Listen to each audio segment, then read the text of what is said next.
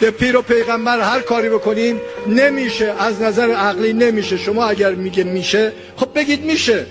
در ضمن اگر سیاستمدارا تصمیمی گرفتن، قانونی رو مصوب کردن، یه مشکل دارید شما. چرا اعتراض نمی‌کنید؟ اعتراض به عنوانی که یه نامه بنویسید بگید آقا این چیزی که میگید FATF ما درست میکنیم نمیشه. چرا دارید این حرفو میزنید؟ همه ساکتن، بانکدار ساکته، تاجر ساکته، تولید کننده ساکته. خب وقتی که اونا میگفتن FATF نباشه ما فلان کارو میکنیم، تبادل میکنیم، کی صداش در اومد؟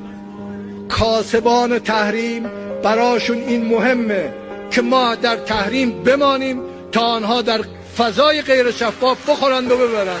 ما اینو باید با هم بریزیم و از خارج هم کمک بگیریم.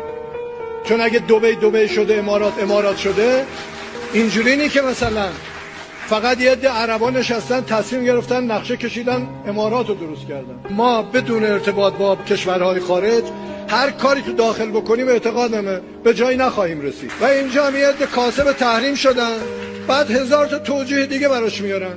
با این توجیه